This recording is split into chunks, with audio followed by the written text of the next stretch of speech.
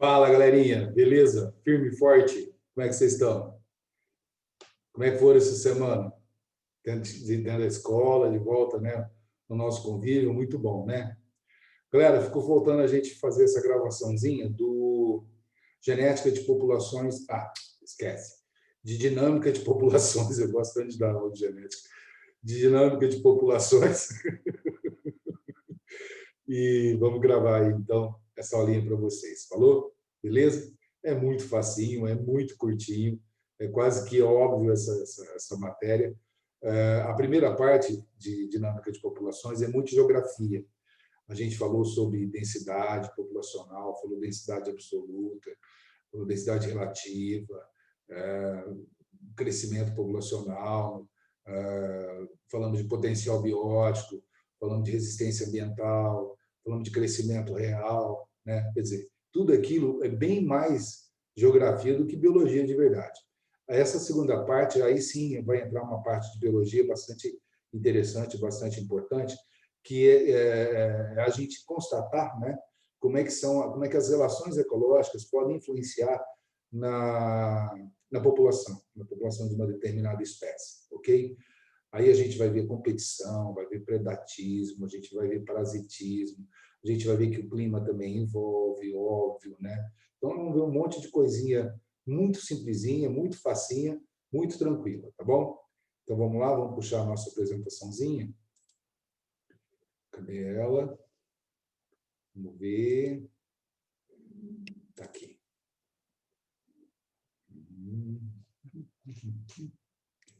Aqui. Mais uma vez. Beleza. Então, vamos lá. Deixa eu tirar minha câmerazinha. Então, tá lá. Estudo de populações 2, eu chamo isso aqui de dinâmica de populações, né? Que a gente vai vendo que a dinâmica de populações, o número desses indivíduos vai variando sobre determinados aspectos, né? Então, vamos lá. A gente vai começar aí falando das flutuações populacionais. É normal, galera, que a gente espera, né, dentro de uma população, que ela tenha mais ou menos, como a gente terminou a aula passada, né, um equilíbrio estável aqui, né, moçada? Mais ou menos, sobe um pouquinho, desce um pouquinho, sobe um pouquinho, desce um pouquinho e tal. Mas quando a gente percebe, por exemplo, um pico grande desse de população assim, né, quer dizer que alguma coisa nesse momento provocou uma flutuação na população.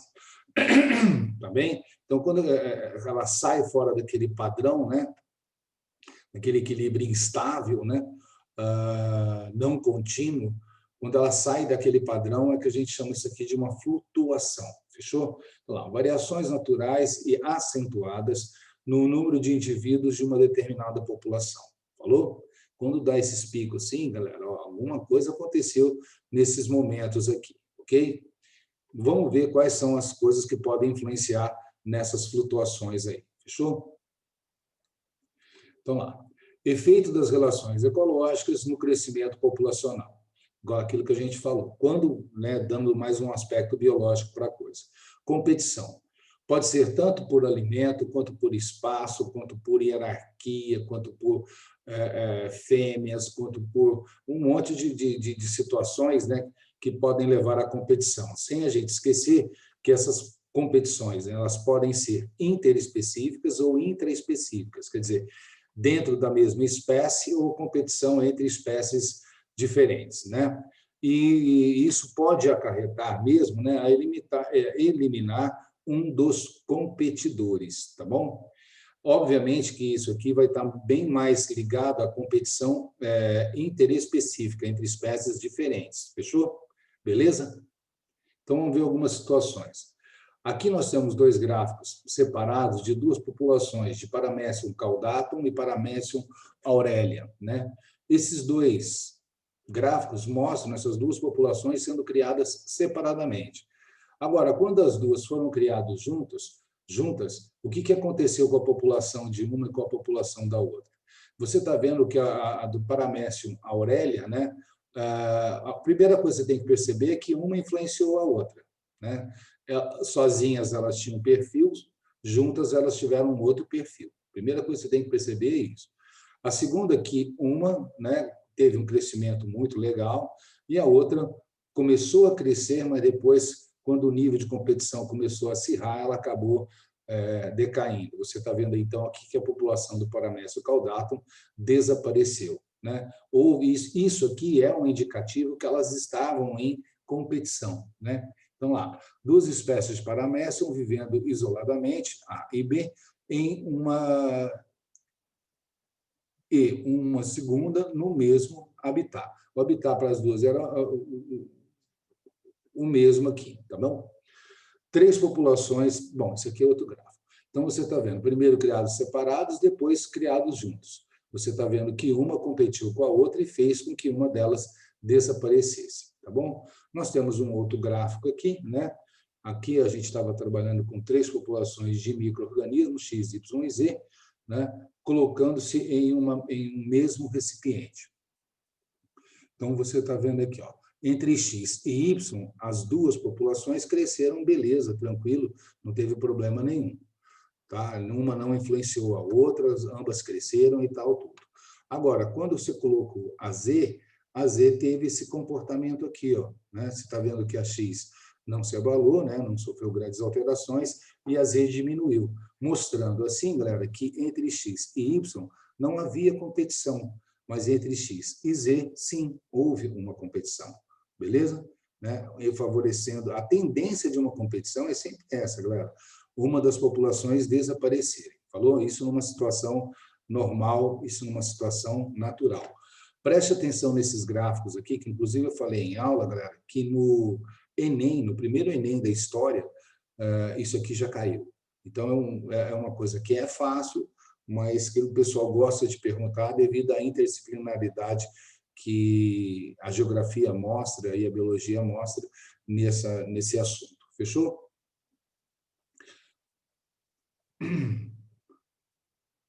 Isso aqui quer dizer que eles possuem nichos diferentes, eles não competem. Isso aqui indica que eles possuem os mesmos nichos, por isso que existe a competição. Fechou? Beleza, né? Predação, né? Agora nós vamos falar de presa-predador. E aqui é só seguir uma certa lógica, quer ver? Envolve a relação predador-presa. Normalmente, a presa é menor, a população da presa é menor que a do predador, né? Por exemplo, o número de gazelas, de zebras, de gnus que existe numa savana é muito maior que o número de leão, né? Mostrando que a população da zebra, das presas, sempre é maior do que a população do predador. Mas o número de presas é maior do que os de predadores, como eu já acabei de falar. A capacidade de reprodução é maior da presa também do que dos predadores. Obviamente, tem um número maior, né? Vão ter mais partes, etc. e tal, tem mais eficiência reprodutiva, né? A possibilidade de um recém-nascido chegar à fase adulta é maior também das presas. Tem vários aspectos que fazem com que a população de presa seja sempre maior do que a de predador. Mas vamos colocar uma situação hipotética aqui. Caso haja um aumento de presas, o que isso vai acarretar? Um aumento no número de predadores. Vai ter mais comida, vai aumentar o predador, né? Porque vai ter mais alimento disponível. Só que, após algum tempo, com o aumento dos predadores, o que vai acontecer com o número de presas? Ela diminui, né? Óbvio que ela vai diminuir. Se vai aumentar o número de predador, vai diminuir o número de presa. Mas se diminuir o número de presas, o que vai acontecer com os predadores? Também vai diminuir a população dos predadores. Então, a gente consegue perceber, galera, que num gráfico de presa-predador populacional, a gente vai ter essa situação. Tá? Então, aqui, ó, as presas são fininho, né? O traço mais fininho, e os predadores o traço mais grosso, né? Reparem que, ó, assim que diminuiu o número de predador, vai aumentar o número de presa. Mas se aumentar o número de presa, aumenta o número de predador. Mas se aumentar o número de predador, cai o número de presa. Mas se cair o número de presa, vai diminuir o de predador. Se diminuir o de predador, aumenta o de presa. Mas se aumentar o de presa, o que vai acontecer? Reparem, galera, que a curva do predador ela é sempre posterior à curva da presa. Se a presa sobe, o predador também sobe. Se a presa desce, o predador também vai descer. É sempre assim, né? E o predador vai seguindo, a linha do predador vai mais ou menos, né? Não é certinho, mas ela vai seguindo o que acontece com o da presa. Fechou? Mostrando aqui como é que seria um gráfico de populacional de presa-predador.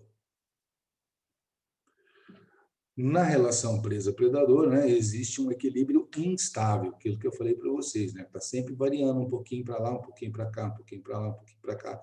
Quando dá umas flutuações assim, ó, é que alguma coisa favoreceu as presas em detrimento dos predadores, mas depois a natureza acabou se controlando. Fechou? Então, aqui nós estamos vendo, né, algumas situações para a gente pensar. Aqui trabalhando uma situação de competição, né, e aqui trabalhando uma situação de presa-predador, só para vocês diferenciarem os dois. Qual é a relação ecológica existente entre as duas espécies? Bom, quando você vê esse tipo de gráfico aqui, ó, sobe, desce, sobe, desce, sobe, desce, isso aqui é um gráfico de presa-predador, muito parecido também com o gráfico do parasitismo, tá? Que a gente vai ver em seguida. Aí ele pergunta, né? Qual pode ser considerada a presa e qual é o predador? Quem é a presa? A presa é sempre aquela que é encontrada em maior quantidade. Então, a espécie A vai ser a presa e a espécie B vai ser o predador. Tá? Fiquem atentos a esse tipo de interpretação do gráfico. Né? Aqui mostrando um lance de competição, A e B criados separados, como está falando aqui, e quando juntos, A e B eles estão disputando o mesmo nicho, o B leva vantagem, o A tende a desaparecer. Então, isso aqui está mostrando uma situação de competição, isso aqui está mostrando uma situação de presa-predador. Falou? Tranquilo? Facinho, né, galera? Acho que não requer prática nem habilidade aqui, né? Falando de parasitismo agora. O parasitismo, o gráfico é parecido, tá? Mas vamos lá. O parasita depende do hospedeiro, né? Por exemplo, a pulga depende do cachorro, né? Então, vamos lá. Se acontecer o aumento do número de hospedeiros, o que vai acontecer? Vai aumentar o número de parasitas. Só um detalhezinho aqui, viu, galera? No gráfico parasita-presa, normalmente parasita é maior quantidade e parasitado é encontrado em menor quantidade. Eu vou repetir, aqui inverte, tá? A diferença de presa-predador. Aqui, os parasitados, eles são encontrados em maior quantidade e os parasitas são encontrados em maior quantidade, os parasitados em menor quantidade, tá bom? Então, vamos lá. Ó. Aumento, se acontecer o aumento no número de hospedeiros, vai aumentar o número de parasitas. Mas se vai aumentar o número de parasitas, aí vai diminuir o número de hospedeiros. Mas se diminuir o número de hospedeiros, aí vai diminuir também o número de parasitas. E assim sucessivamente, né? Só seguindo a lógica. Se aumentar o hospedeiro, aumenta o parasita. Se aumentar o parasita, diminui o hospedeiro. Se diminui o hospedeiro, diminui o parasita. Se diminui o parasita, aumenta o hospedeiro. E é só assim, galera, só usando lógica, tá? Uma outra possibilidade, só uma coisinha. Então, o gráfico parasita-presa fica parecido com o gráfico presa-predador, tá? Então, o gráfico parasita-parasitado, né, o parasita hospedeiro, fica parecido com esse gráfico aqui. Só que aqui, ó, a linha clara seria do parasita e a linha mais escura seria do hospedeiro, tá bom? Alimento. Alimento é outro fator também que pode influenciar na população. Então, tá lá. A sua quantidade determina o aumento ou a redução populacional. O aumento do alimento vai levar à aceleração do crescimento e ao aumento da população, né? Aumento da fecundidade, a redução de canibalismo, se é que existe, e vários outros processos que podem interferir no número de indivíduos. Se aumentar o alimento, vai favorecer um monte de coisa e fazer com que a população cresça. Se o alimento diminuir, né, vai atuar como um fator limitante do crescimento, podendo provocar emigrações, né, até a saída de indivíduos. Às vezes, o transtorno alimentar naquele local é tão grande que faz que alguns dos indivíduos ali, mesmo os que não morram, né, acabem muitos dali saindo para outro lugar, diminuindo mais ainda a população. Fechou? Espaço. Espaço é outro fator também que pode influenciar, né, galera? O tamanho, né, do território. Então, tá lá. O tamanho da área em que vive a população pode regular também seu crescimento. Uma área restrita impede o crescimento de uma população de roedores, o que pode levar ao canibalismo. Aqui trabalhando como um exemplo. Isso é um trabalho que eu fiz na faculdade, galera. Eu até contei dentro de sala de aula que nós restringimos, né, um certo número de ratos a um determinado espaço. O número de ratos era muito grande, proporcional ao espaço, e mesmo todos os ratos tendo alimento, tendo água, tendo tudo, o estresse, só o estresse de estar aquele monte de ratinho vivendo no mesmo lugar, já levou a eles a um canibalismo inclusive de filhotes, inclusive dos pais com os filhotes, né? Então, sim, o espaço pode provocar a diminuição da população por outras, entre outras razões, também pelo estresse. Fechou? Tranquilo? Beleza? Clima. O clima também pode influenciar, como vocês estão vendo aqui, ó, direta ou indiretamente. Então, tá lá. A temperatura, luminosidade, umidade podem influenciar direta ou indiretamente uma população. Diretamente, variações violentas atingem diretamente a população. Uma seca muito forte, um inverno muito rigoroso, uma tsunami, um terremoto. Não, terremoto não é clima. Alguma coisa climática que possa ser muito, muito, muito, muito sério, pode fazer com que aquele clima possa influenciar uma população diretamente, matar um monte deles, né? Ou matar ou tirar dali para outro lugar, né? Por exemplo, um grande vento, levar um monte de gafanhoto que estava num lugar para outro lugar. Então, existe um monte de coisas que o clima pode fazer. Agora, indiretamente, o clima também pode influenciar. Por exemplo, numa situação de variações climáticas, né, podem provocar, não tão violentas, podem reduzir a quantidade de alimento, né? Por exemplo, o frio dizima plantações, reduzindo o número de gafanhotos. Então, por exemplo, se fizer muito frio, e isso aconteceu naquela nuvem de gafanhoto no que nós tivemos agora no inverno, né, que estava vindo da Argentina, o frio chegou antes dos gafanhotos, né? E isso diminui a quantidade de comida do gafanhoto e acabou dispersando aquela nuvem de gafanhotos que nós tínhamos ali entre Argentina e Uruguai, prontos para chegar no Brasil, né? Então, eles não chegaram fortemente ao Brasil. Uma das razões foi o clima, né, que influenciou na produção agrícola e, consequentemente, diminuiu a quantidade de comida dos gafanhotos, e eles não conseguiram, a população de gafanhotos diminuiu drasticamente. Falou? Isso é só um exemplo, né? Muita chuva também pode provocar essas variações, um monte de coisa pode provocar indiretamente. Não é o clima em si, mas o clima influenciando na disponibilidade de alimento. Ou, por exemplo, uma grande quantidade de chuva acabar reduzindo o território de uma determinada população.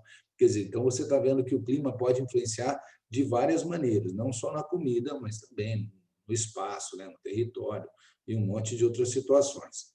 Fechou? Basta você interpretar.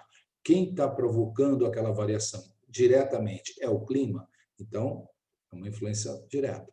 Não é o clima diretamente, porque o clima está influenciando na comida, está influenciando no território, e aí sim a população está sofrendo algum transtorno ou algum favorecimento, não importa, pode ser para cima ou para baixo. Aí você está vendo que o clima está influenciando indiretamente. Fechou? Como vocês viram, galera, é muito facinho isso daqui, muito curtinho, né? Mesmo dentro da nossa aula, foi bem rapidinha, né? Porque o assunto é bastante conciso e bastante lógico, né? Não tem muito segredo da gente trabalhar com isso. Então, eu espero que vocês tenham curtido, né, essa parte da aula, e na semana que vem a gente começa a trabalhar com poluição, o assunto que mais cai de biologia no Enem. Falou? Fechou, galera? Nós vamos começar a trabalhar com poluição de água, Vamos falar um pouquinho sobre isso e aí a gente vai evoluir depois para as outras formas de evolução. Fechou? Galera, um beijo muito grande para vocês. Qualquer dúvida, vocês sabem onde me procurar, né? Nós temos os plantões, eu vou estar na escola agora, tá fácil a gente se encontrar e tirar qualquer dúvida. Estou à disposição de vocês e esperando de vocês qualquer dúvida. Falou?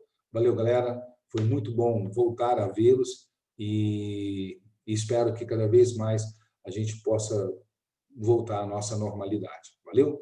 Um beijo no céu da boca, galera. Muito obrigado a vocês e em té. Valeu? Até mais. Tchau.